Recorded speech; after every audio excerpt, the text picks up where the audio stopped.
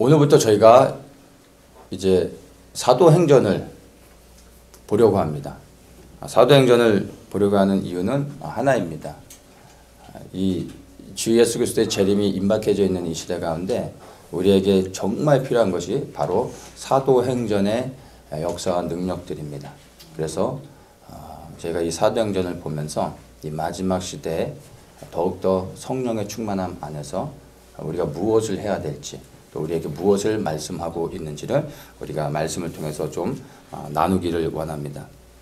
이 사도행전을 나누는 동안에 정말로 우리 이 교회 안에, 그리고 우리 모든 성도님들 한 분 한 분, 그리고 그 가정 위에 그 사도행전에서 일어났던 놀라운 역사와 그 능력들이 동일하게 일어나며 그것들을 실제적으로 경험하는 그러한 은혜가 있기를 소망을 합니다.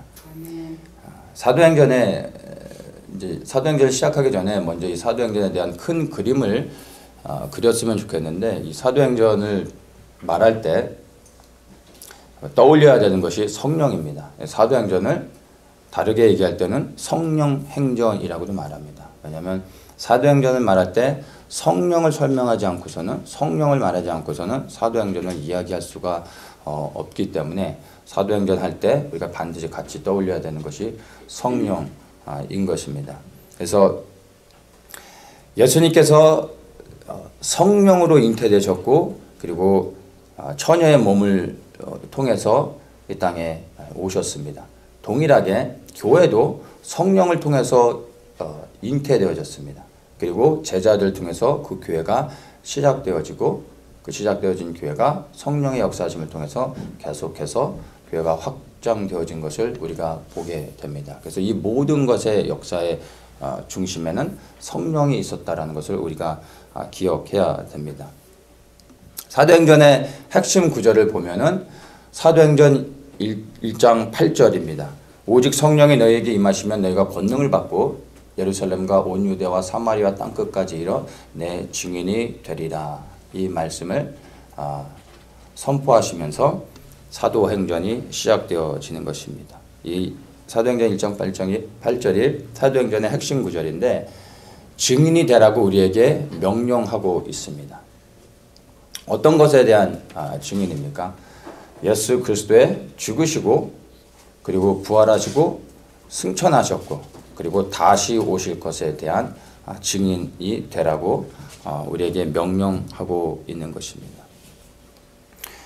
증인이 되라고 명령하실 때 그냥 증인이 되라라는 것을 끝나지 않으시고요, 증인이 될 수 있는 권세와 능력을 우리에게 주셨다라고 8절에서 우리에게 말해주고 있습니다. 어떤 주인이 있는데 종에게 심부름을 시키는데 시장에 가서 쌀 한 가마니를 사오라고 해놓고서 돈을 안 주는 거야. 그래서 종이 돈을 달라고 했더니 그건 네가 알아서 해결해 라고 말한다면 그 주인은 선한 사람입니까? 악한 사람입니까? 악한 사람이죠. 마찬가지로 예수님께서 땅끝까지 이르러 증인이 되라 라고 말씀을 하시놓고 증인이 되기 위해서 필요한 것들을 주지 않으시고 그건 니들이 알아서 해 라고 말씀하셨다면 주님은 선한 분이 아닌 겁니다. 근데 땅끝까지 이르러 증인이 된다라는 것은요, 결코 쉬운 것이 아닙니다. 아니, 주님으로부터 공급되어지는 그 초제한적인 능력이 아니고서는 증인의 삶을 살 수가 없는 것입니다. 이 말씀이 주어질 시대의 배경에서 증인이 된다는 것은, 그리스도의 증인이 된다는 것은 목숨을 거는 일이었습니다. 목숨을 걸어야지만 증인이 될 수 있었습니다. 그래서 예수님께서 증인이 되라고 말씀하시며 그 증인된 삶을 살아갈 수 있도록 권능을 주십니다. 근데 그 권능은 성령을 통해서 오는 것이죠. 그래서 주님은 선하신 분입니다. 그냥 명령만 하시는 것이 아니라 명령하신 것을 지켜갈 수 있는 충분한 권세와 능력을 우리 가운데 부어주신 것입니다. 그리고 이 사도행전을 시작하면서 선포되었던 1장 8절의 말씀이 사도행전을 마칠 때 보면은 성취되는 것을 우리가 볼 수 있습니다. 명령을 하셨고 사도행전을 쭉 우리가 이제 보다 보면 이 말씀이 실제적으로 땅 끝까지 이르러 증인이 되는 삶을 살아가는 제자들을 우리가 이제 발견하게 됩니다. 그래서 우리가 사도행전을 쭉 보는 과정 가운데서 말씀이 어떻게 성취되어지는지를 우리가 발견하게 됩니다. 그러면 그걸 통해서 우리 이 시대 마지막 시대를 살아가는 우리 성도들이 이제 어떻게 준비되어지고 또 어떠한 역할들을 해야 되고 책임이 무엇인지 그리고 그 과정들을 통해서 우리가 배울 수 있는 많은 지혜들을 발견하게 됩니다. 그런 것들이 우리에게 깨달아지기를 원합니다. 또한 이 사도행전은 신약에서 중심추와 같은 역할을 합니다. 신약의 구조를 보면 굉장히 간단한데 복음서가 있고 그 다음에 역사서, 그 다음에 서신서, 그 다음에 예언서가 있습니다. 예언서는 계시록이고 복음서와 서신서 중간에 있는 것이 우리가 보는 사도행전입니다. 사도행전은 역사서인데요. 서신서의 대부분이 사도 바울이 쓴 것이죠. 그래서 복음서는 예수님의 말씀을 기록한 것이고 사도행전의 시작이 복음서를 먼저 누가복음을 언급하고 그러면서 이제 사도행전이 시작됩니다. 그래서 이 사도행전의 그 흐름 안에 보면은 서신서의 대부분들이 담겨져 있습니다. 그래서 이 사도행전을 잘 보면 신약의 전체적인 흐름을 알 수 있게 되는 것입니다. 그래서 이 사도행전을 보는 과정 가운데서 이 신약 시대에 우리에게 주신 하나님의 그 메시지들을 우리가 놓치지 않고 발견하게 될 수 있습니다. 복음서에서는 예수 그리스도의 행적에 대해서 기록되어져 있고 사도행전에서는 예수님의 제자들의 행적에 대해서 기록되어져 있습니다. 구체적으로는 복음서에서는 예수 그리스도께서 행하신 기적과 표적 그리고 그분이 가르치셨던 말씀들이 기록되어져 있다면 사도행전에서는 예수 그리스도의 제자들이 선포했던 복음의 메시지와 그리고 그들이 행했던 기적들이 기록되어져 있는 것입니다. 여기서 이제 공통점이 있는데 그 공통점이 다른 것이 아니라 바로 성령이라는 것입니다. 예수님도 성령의 충만함을 받은 다음에 비로소 사역을 시작하셨습니다. 예수님이 가르치셨던 모든 말씀도 스스로 하지 아니하시고 성령의 감동 가운데서 하나님이 허락하시고 하나님이 원하시는 것만을 말씀하셨고 예수님이 행하신 모든 능력도 성령의 능력 안에서 행하셨습니다. 예수님께서 승천하신 다음에 예수님 안에 있던 그 성령의 능력들 바로 하나님이 약속하신 그 성령을 제자들에게 보내주셨습니다. 그래서 복음서에서는 이제 예수 그리스도를 통해서 성령이 역사하셨다면 사도행전에서는 제자들을 통해서 성령이 역사하시는 것입니다. 주체는 성령 하나님, 동일한 분이 되는 것입니다. 그것을 담아냈던 분들이 달라지게 되는 것이죠. 그리고 제자들을 통해서 성령이 부어지며 교회가 세워지고 그 교회가 오늘날까지 이르렀습니다. 그렇다면 그 동일한 성령님께서 변함없이 여전히 교회 안에 임재하시며 교회를 인도하고 계시다면 예수님 때부터 선포되었던 복음과 그 능력들이 제자들에게 그대로 전달되어져서 동일한 복음과 능력들을 행했습니다. 그리고 그 동일한 성령 하나님이 우리 교회 가운데 임하고 계시다면 예수님부터 그리고 제자들에게 역사하셨던 그 성령의 능력들이 오늘날 교회 안에도 동일하게 일어날 수 있음을 우리가 믿을 수 있어야 되는 것입니다. 이 믿음을 통해 성령 하나님이 믿는 자 안에 역사하시면서 동일한 그 성령의 역사하심들을 능력들을 우리에게 흘러 넘치게 하실 수 있습니다. 문제는 성령님이 아니라 바로 이것을 믿느냐 믿지 않느냐 하는 우리의 결단, 우리의 믿음의 문제에 있는 것입니다. 만약 우리가 그것을 동일한 성령님이 오늘 이 시간에도 우리 안에 역사하시며 동일한 일들을 행하실 수 있다라고 선포하며 그 성령님을 사모하고 우리가 구하며 성령 안에서 행한다면 사도행전에 일어났던 놀라운 역사들을 우리도 조금도 부족함 없이 다 경험하게 될 것을 우리가 믿기를 원합니다.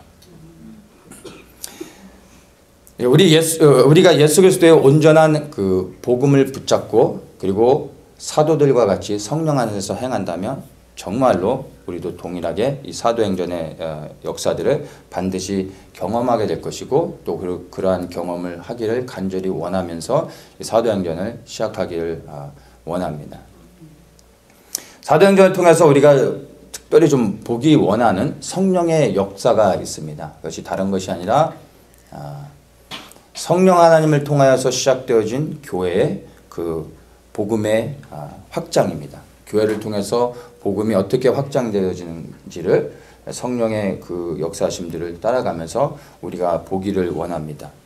교회는 그리스도의 증인들이 모여진 공동체입니다.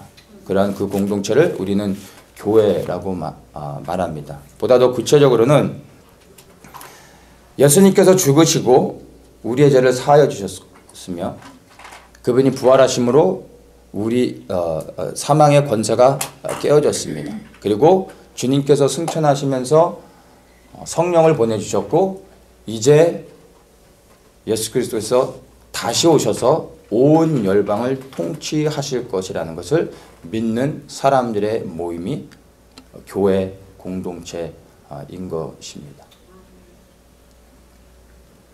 그래서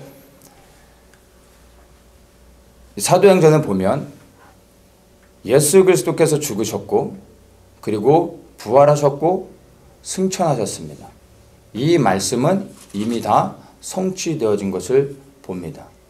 그래서 제자들이 이제 마지막 남은 무엇이 있습니까? 바로 예수 그리스도의 다시 오시는 왕의 귀환, 이 한 가지가 남겨진 거죠.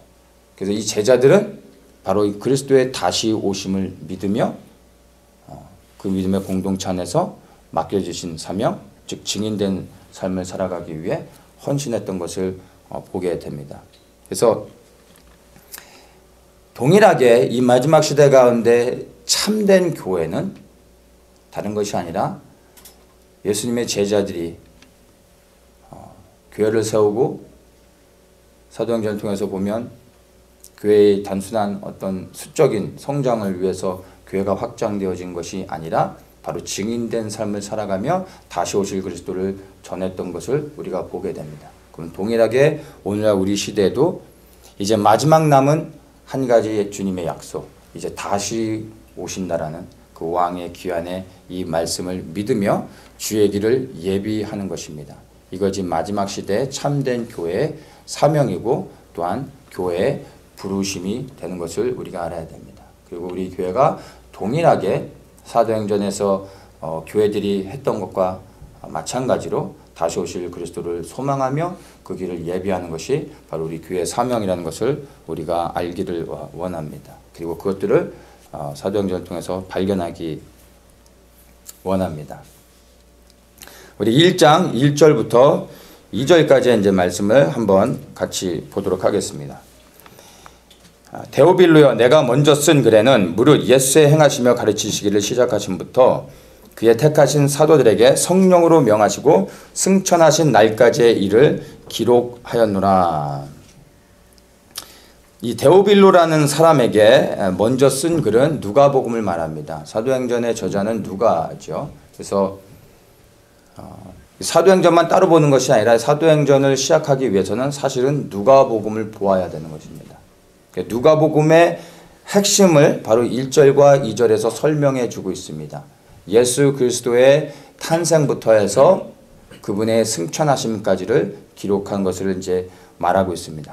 그것을 다시 한번 얘기하면 그리스도의 죽으심과 부활하심과 승천하심에 대한 것을 자세히 기록한 것이 누가복음입니다. 그래서 사도행전을 시작할 때 우리가 복음서의 내용들이 믿어져야 됩니다. 이것에 대한 동의가 있어야 그 다음에 우리가 사도행전을 시작할 수 있습니다.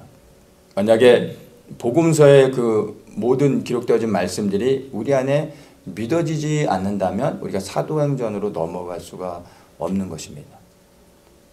다시 얘기해서 예수 그리스도의 죽으심과 부활하심과 승천하심 그리고 다시 오실 것이라는 그 약속들 그리고 예수 그리스도께서 전했던 모든 하나님 나라의 복음의 메시지들과 그분이 선포하시면서 행하셨던 놀라운 기사와 이적들, 이 모든 것이 믿어져야 우리가 사도행전으로 넘어가 시작할 수 있다는 것입니다. 여러분, 이 모든 복음서에 기록되어진 하나님의 말씀들이 조금도 변함없는 하나님의 말씀이며, 이 모든 말씀들이 실제로 기록되어진 그대로 성취되어진 진리라는 것을 여러분 믿으십니까? 네. 마지막 때를 깨닫고 많은 사람들이 집중하며 보는 것이 이제 예언서입니다. 그래서 이제 이 마지막 시대가 풀어지면서 다니엘서나 어떤 요한계시록 같은 것들, 그리고 또 뭐 아가서 같은 것들, 교회 안에서 잘 다루지 않았던 것들이 마지막 때가 열려지면서 교회 안에서 이런 것들을 많이 다루는 것을 보게 됩니다. 이런 것들이 때가 되어졌기 때문에 필요는 합니다. 중요한데, 그러나 마지막 때가 되어졌을 때 정말 우리에게 더욱더 필요한 것은 복음입니다. 복음서입니다. 왜냐하면 이 복음서가 바로 예수 그리스도께서 직접 가르치신 말씀들, 선포하셨던 메시지들, 그리고 행하셨던 모든 능력들이 그 안에 기록되어져 있기 때문에 이 마지막 때에 우리에게 정말 더 필요한 것은 다른 그 어떤 성경의 내용들이 아니라 복음서인 것을 말하고 싶습니다. 그래서 우리가 마지막 때 계속해서 마지막 때를 언급하는 이유는 실제로 우리가 살아가고 있는 이 시대가 정말 그리스도의 재림이 임박해 있기 때문에 마지막이라고 말을 하는 것이기도 합니다. 그런데 마지막 때를 이야기하는 본질적인 이유는요, 이런 것이 아닙니다. 시기에 대해서 말하려고 하는 것이 아니라 사실은 복음으로 돌아가게 하기 위해서 마지막 때를 언급하며 자극을 주며 이제 우리가 가야 될 그 방향들을 다시 한번 제시해 주는 것입니다. 마지막 때 우리를 살리는 것은요, 다른 것이 아니라 바로 복음입니다. 이 복음은 예수 그리스도입니다. 예수 그리스도 안에 생명이 있습니다. 그래서 이 마지막 때를 말할 때 더욱더 여러분, 이 복음서의 내용들, 마태복음부터 해서 요한복음까지 이 말씀들이 여러분들에게 믿어지며 이 말씀을 더욱더 묵상하며 이 말씀들을 더욱더 붙잡고 이 말씀을 연구하고 이 말씀들을 암송하기를 축복합니다. 이 안에 정말 우리를 구원하는 생명이 있습니다.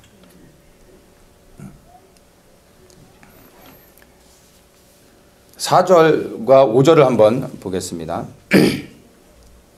사도와 같이 모이사 저희에게 분부하여 가라사대 예루살렘을 떠나지 말고 내게 들은 바 아버지의 약속하신 것을 기다리라. 요한은 물로 세례를 베풀었으나 너희는 몇 날이 못되어 성령으로 세례를 받으리라 하셨느니라. 예수님께서 이제 떠나시기 전에 제자들에게 성령을 약속하고 있습니다. 아버지 하나님께서 약속하신 이제 성령을 곧 받게 될 것이라고 말씀하시면서 가만히 보면 성령을 받는 것을 무조건적으로 약속하시는 것이 아니라 여기엔 단서가 있습니다. 그게 뭐냐면 예루살렘을 떠나지 말고 이렇게 말씀하고 있습니다. 그러니까 예루살렘 안에 머물러 있어야 성령을 받는다라고 말씀하시는 것입니다. 만약에 제자들이 예루살렘을 벗어나 있었다라면은 성령을 받지 못했을 것입니다. 그러니까 예루살렘에 머물러 있어라, 그러면 성령을 받을 것이다 라고 말씀하셨습니다. 그래서 제자들이 말씀에 순종해서 모두가 다 예루살렘 안에 모여 있었습니다. 그리고 이제 사도행전 2장에 보면 성령의 역사가 제자들이 모여있는 그 예루살렘 위에, 마가다락방 위에 충만히 임했던 것을 우리가 보게 됩니다. 여기서 우리가 좀 주목해야 되는 것이 바로 성령이 임한 것뿐만 아니라 그들이 어디에 모여 있었는지를 우리가 주목해 봐야 됩니다. 바로 예루살렘이라는 것입니다. 예수님께서 특별히 아무 곳에나 있으라고 말씀하지 않으시고 꼭 예루살렘에 있어야 된다고 말씀하셨습니다. 왜냐하면 예루살렘을 통하여 성령이 이 땅 가운데 임해야 되기 때문입니다. 예루살렘은 수많은 도시 가운데 한 도시가 아니라 하나님이 거하시기 위해서 특별히 택하시고 구별하신 곳입니다. 자기의 거처를 스스로 정하시는데 온 열방 가운데서 예루살렘을 특별히 선택하셨습니다. 그래서 성령 하나님을 그 하나님이 택한 거룩한 곳에 부어주시기 원하셨습니다. 그래서 예루살렘을 언급하셨던 것입니다. 오늘날에도 성령이 임하는 방식은 동일합니다. 성령이 어디에 임할까요?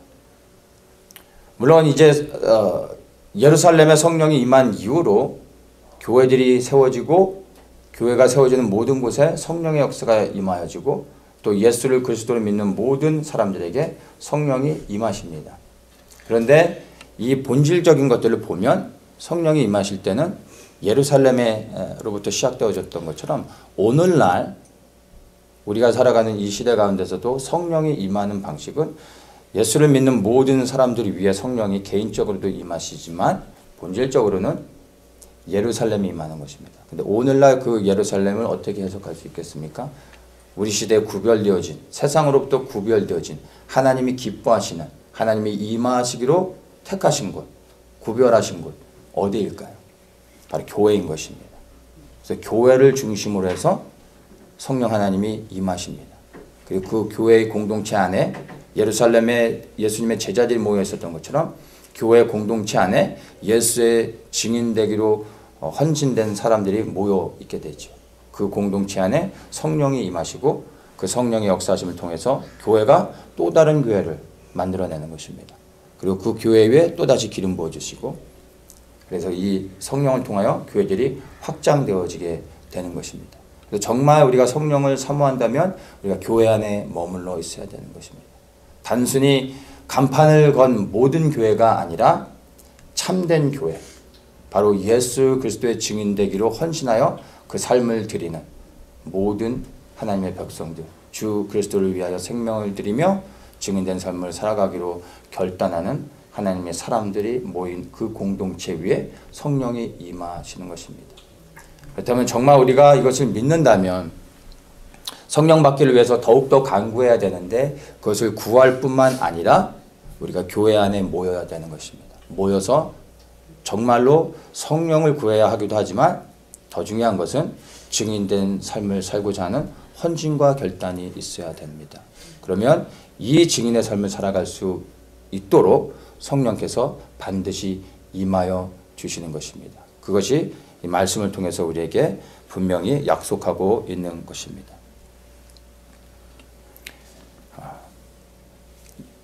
6절을 한번 보겠습니다. 저희가 모였을 때 예수께 묻자와 가로되 주께서 이스라엘 나라를 회복하심이 이때이니까. 4절 5절에서 예수님께서 하나님이 약속하신 성령을 부어주시겠다고 말씀하셨을 때 제자들의 즉각적인 반응은 바로 이것이었습니다. 이스라엘을 회복하는 것이 성령이 임하는 바로 이 시기입니까? 라고 묻고 있는 거예요. 그러니까 제자들이 인식하고 있었던 것은 성령이 임하는 것과 이스라엘의 회복을 연결시켜서 보고 있었다라는 것입니다. 에스겔서 36장 26절을 보면요. 또 새 영을 너희 속에 두고 새 마음을 너희에게 주되 너희 육신에서 굳은 마음을 제하고 부드러운 마음을 줄 것이며 또 내 신을 너희 속에 두어 너희로 내 율례를 행하게 하리니 너희가 내 규례를 지켜 행할지라. 내가 너희 열조에게 준 땅에 너희가 거하여 내 백성이 되고 나는 너희 하나님이 되리라. 이렇게 말씀하십니다. 유대인들에게 있어서 하나님의 영, 성신을 부어주신다라는 것은 곧 이스라엘의 회복을 약속하는 것입니다. 그래서 성령을 부어주시겠다고 말씀할 때 즉각적으로 제자들이 그러면 이제 우리 이스라엘이 회복되어지는 겁니까? 라고 질문했던 것을 우리가 이제 발견할 수 있습니다. 그래서 이 이스라엘의 회복을 언급하면서 마태복음에서는 보면 사실은 그게 곧 세상의 종말이라는 것도 제자들은 알고 있었습니다.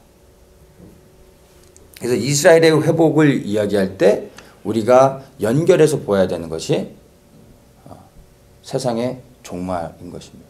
실제적으로 이스라엘이 회복되는 것은 이제 곧 세상의 종말을 의미하는 것입니다. 그래서 우리가 마지막 때를 이야기할 때 집중해야 되는 것이 이스라엘인 것입니다. 이스라엘이 마지막 시간표이기 때문입니다. 그래서 이스라엘의 회복은 여러 가지를 의미하지만 첫 번째 세상의 종말에 대해서 의미하고 있다는 것을 우리가 알아야 됩니다. 이 세상의 종말이라는 의미는 이방인들의 구원의 역사가 끝나간다는 것입니다. 즉 이방인의 충만한 수가 채워져 가고 있다는 것입니다. 이방인의 구원의 역사가 맞춰지는 순간 이제 이스라엘을 회복하는 하나님의 역사가 시작되어지는 것입니다. 그래서 이것을 언급하고 있는 것입니다. 이방인들의 구원의 역사는 교회를 통해서 하시는 겁니다. 그래서 성령이 이제 주님께서 승천하신 다음에 성령을 제자들에게 부어주시고 이 제자들이 교회를 만들고 그 교회를 중심으로 해서 성령의 역사가 열방 가운데로 흘러가게 되는 것을 봅니다. 가는 곳곳마다 성령의 역사를 통하여 교회가 세워지는데 그 교회가 세워지는 모든 곳에 예수 그리스도를 믿는 수많은 사람들이 모여집니다. 그래서 이 교회들을 보면 처음에 시작되었던 예루살렘의 교회는 유대인들로 시작되어졌지만 이 복음이 점점 흘러가면서 교회들이 세워지는 것을 보면 이제 모든 교회의 중심에 이방인들이 세워지는 것을 보게 됩니다. 그래서 이 교회를 통해서 이방인 전도가 되어지며 세상 모든 곳곳 가운데 복음이 전파되는 것을 봅니다. 이방인들의 구원의 역사가 교회를 통해서 지난 2000년 동안 온 열방 가운데 증거되어졌습니다. 그리고 이제 교회를 통해서 성령께서 이방인들의 구원의 역사를 이루어 가시고 이 교회를 통한 이방인의 구원의 역사가 맞춰지면 이제 성령께서 떠나가시는 것입니다. 그리고 이제 하나님께서 직접 이스라엘의 구원을 시작하시는 것입니다.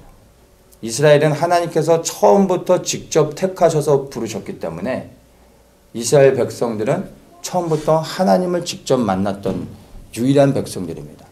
그래서 이스라엘은 그 어떤 것을 통해서도 하나님께 돌아오지 않습니다. 오직 하나님이 직접 만나주셔야 이들은 하나님께 돌아오게 되어 있습니다.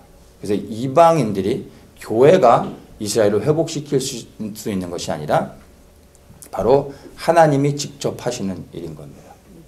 그래서 이제 교회를 통해서 이방인의 복음 전도의 역사가 맞춰지게 되면 성령께서 떠나가시고 이제 하나님께서 이스라엘의 회복을 직접 시작하시게 되는 것을 이제 우리가 보게 되는 것입니다. 그러한 일들이 이제 우리 눈앞에서 속히 이루어질 것을 우리가 이제 보게 될 것입니다. 그래서 오순절 성령 강림의 역사는 마지막 때의 시작을 알리는 사인이라고 우리가 받으면 됩니다.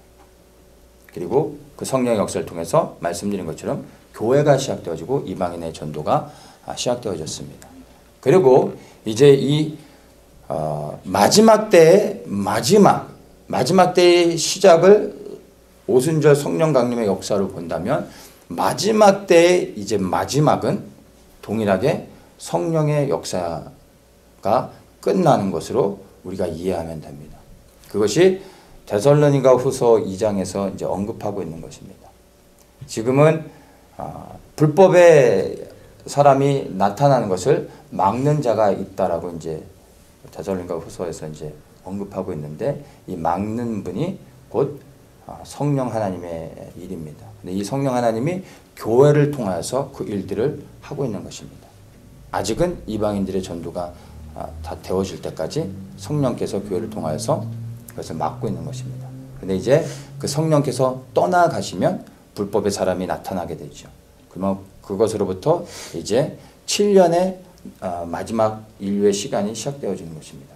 그 시간 안에 하나님께서 직접 이스라엘 백성을 만나시면서 이제 그들을 회복시키는 것을 우리가 이제 보게 될 것입니다. 그래서 성령의 강림을 통해서 마지막 때의 시작이 되어졌고 성령의 떠나가심을 통해서 마지막 때의 마지막 7년이 시작되어지는 것을 우리가 알아야 됩니다. 이때 성령께서 떠나가실 때 혼자 가지 않으십니다. 우리 성령님은 그렇게 의리가 없으신 분이 아닙니다. 모든 믿는 자에게 성령을 부어주시기로 약속하셨고 그 성령 하나님이 임하신 이후로 영원토록 우리와 함께 하시겠다고 말씀을 통해서 약속하셨습니다. 그러면 우리가 성령의 충만함 안에서 말씀에 순종하며 그리스도의 증인된 삶을 살아가고 있다면 그러한 공동체 안에서 우리가 함께하고 있다면 그러한 교회 위에 성령이 역사하고 계시다면 성령이 떠나가실 때 혼자 가시는 것이 아니라 교회를 취하여 가시는 것입니다. 하나님의 성도들, 증인된 삶을 살아가고 있던 성도들을 함께 데리고 가시는 것입니다. 그리고 나서 이제 이스라엘을 회복하는 역사가 있게 되는 것입니다. 그래서 이 성령의 역사를 통해서 우리가 이 마지막 때의 그 흐름들 또한 우리가 분별할 수 있어야 됩니다. 8절을 우리 한번 같이 다 함께 읽도록 하겠습니다. 오직 성령이 너희에게 임하시면 너희가 권능을 받고 예루살렘과 온 유대와 사마리아와 땅끝까지 이르러 내 증인이 되리라 하시니라. 아멘. 예루살렘으로부터 시작되어진 성령의 역사를 통해서 유대와 사마리아 그리고 땅끝까지 이르러 증인이 되라고 말씀하시고 있는데 이 땅끝까지 증인되는 일들을 마치게 되면 이제 그리스도께서 다시 오시는 것입니다. 그래서 우리는 이 말씀을 보며 땅끝 하면 이제 온 열방을 생각하게 되죠. 그런데 지금 이 말씀이 주어진 시대를 우리가 가만히 보면 지금으로부터 대략적으로 한 2000년 전의 시대입니다. 그러니까 1세기에 주어진 말씀입니다. 오늘날 우리가 살고 있는 이 시대의 세계관과 지금 이 본문의 말씀을 받는 이 제자들의 세계관은 너무나 다릅니다. 그래서 우리에게 있어서 땅끝 하면은 우리는 이제 눈에 그려지죠. 온 세상에 다 그려지는 것이죠. 그래서 이 땅끝은 온 열방을 말하는 것을 우리가 이해하는 데는 조금 더 부족함이 없지만 바로 1세기에 이 예수님의 제자들이 땅끝이라고 말할 때 이 사람들의 세계관, 그러니까 세상을 볼 수 있는 그 퍼스펙티브가 그 관점이 굉장히 작았습니다. 우리가 생각하는 것처럼 온 열방을 생각하지 못합니다. 그래서 이 본문에서 이야기하고 있는 여기서 이 땅끝은 사실은 로마라고 보아야 합니다. 예루살렘에 살고 있었던 제자들이 볼 때 땅끝은 터키를 지나 바다 건너 로마가 그들에게 있어서는 땅끝이라고 생각할 수밖에 없었습니다. 그래서 제가 사도행전 1장 8절에 예수님께서 이 땅끝까지 증인되라는 것을 선포하시고 나서 사도행전을 마칠 때 보면은 이 말씀이 성취되어졌다고 얘기하는 것이 바로 사도 바울이 복음을 증거하다가 마지막 예수님이 명하셨던 그 로마까지 가서 그 복음이 전파되는 것을 우리가 보게 됩니다. 그래서 이 사도행전 1장 8절의 말씀이 사도행전을 마칠 때 땅끝까지 복음이 증거되는 것이 성취되는 것을 우리가 이제 보게 되는 것입니다. 그래서 이 사도행전에서 이 명령이 제자들의 순종을 통해서 성취가 되어졌고요. 오늘날 우리 시대의 이 사도행전 1장 8절의 말씀은 우리는 제자들이 받았던 그 세계관 안에서 보는 것이 아니라 우리는 이제 정말 온 열방, 5대양 6대주를 땅끝으로 보는 거죠. 그러면 우리는 땅끝까지 복음이 증거되어졌는가를 고민해 볼 때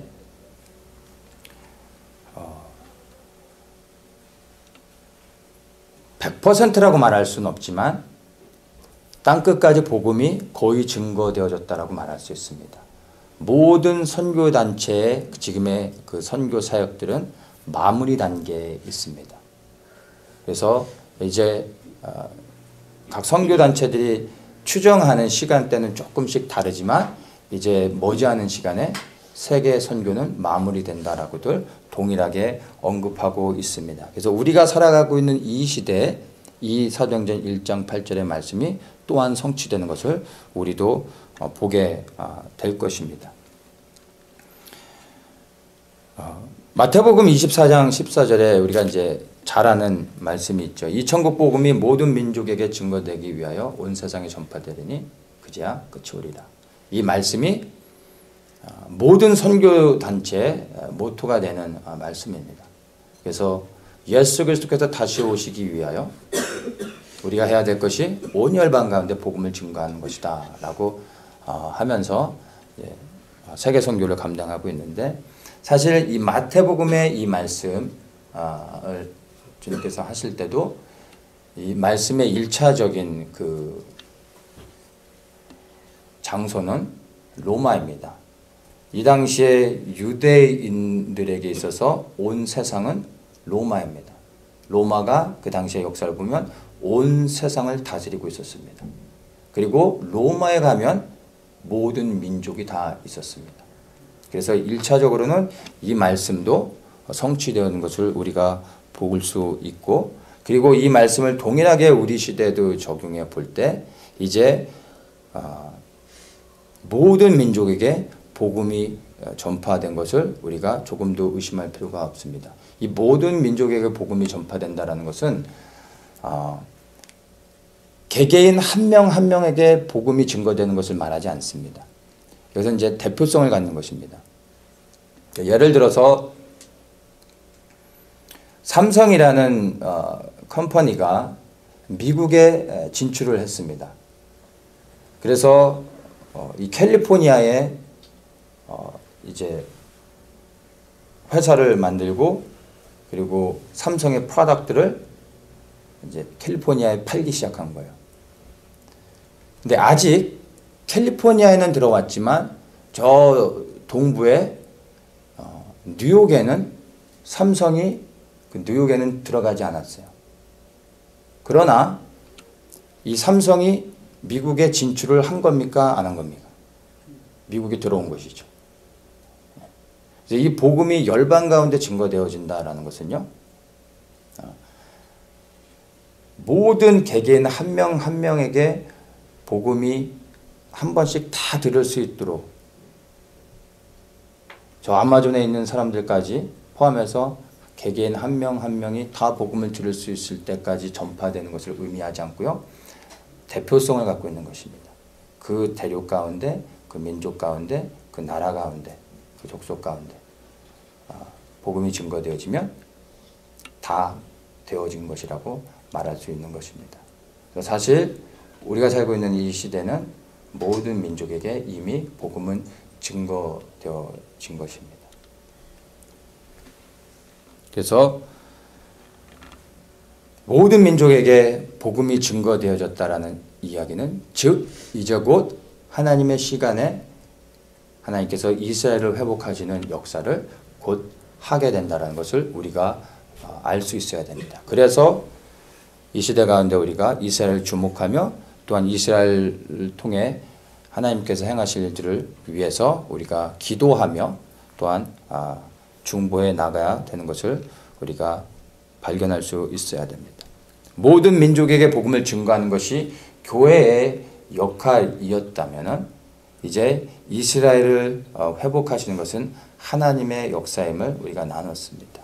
이제 교회의 역할은 거의 다 끝나가고 있습니다. 그러나 아직 끝나지 않았고, 주님께서 우리를 부르실 때까지 우리 교회들은 무엇을 해야 됩니까? 이 땅에서 증인된 삶을 살아가야 되는 것입니다.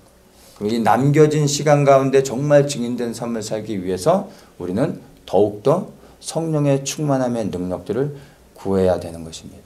우리에게 남겨진 시간이 충분하다면 우리가 좀 더 여유를 부리면서 시간을 둘 수도 있겠지만, 제가 생각할 때 우리에게 남겨진 시간들이 그렇게 많지 않은 것 같습니다. 그렇다면 우리가 즉시로 성령의 충만함을 받아서 우리를 위해서가 아니라 증인된 삶을 살기 위해서, 그래서 이 땅 가운데 우리에게 명하신 모든 그 사명들을 감당하기 위해서 구원받은 하나님의 백성들에게 복음을 증거하며, 지금도 고통당하며 눌려있고 억압당하는 하나님의 백성들을 자유케 하기 위해서 우리가 성령으로부터 임하는 권세와 능력을 받아야 되는 것입니다. 그리고 또한 우리가 이제 회복되어질 이스라엘을 위해서도 생기를 선포하며 그 땅을 축복하며 기도해야 되는 것이 바로 교회의 역할입니다. 이러한 교회의 역할을 우리가 충성스럽게 감당할 때 우리에게 성령의 충만함을 더욱더 임하게 하실 것이고 모든 역할을 감당할 수 있는 은혜와 능력들을 우리에게 부어주실 것을 믿습니다. 9절부터 11절까지 한번 보겠습니다. 이 말씀을 마치시고 저희 보는 데서 올려 가시니 구름이 저를 가리어 보이지 않게 하더라. 올라가실 때 제자들이 자세히 하늘을 쳐다보고 있는데 흰옷 입은 두 사람이 저희 곁에 서서 가로되 갈릴리 사람들아 어찌하여 서서 하늘을 쳐다보느냐. 너희 가운데서 하늘로 올리우신 이 예수는 하늘로 가심을 본 그대로 오시리라 하였느니라. 아멘. 예수님께서 승천하셨습니다. 제자들이 보는 앞에서 승천하셨습니다.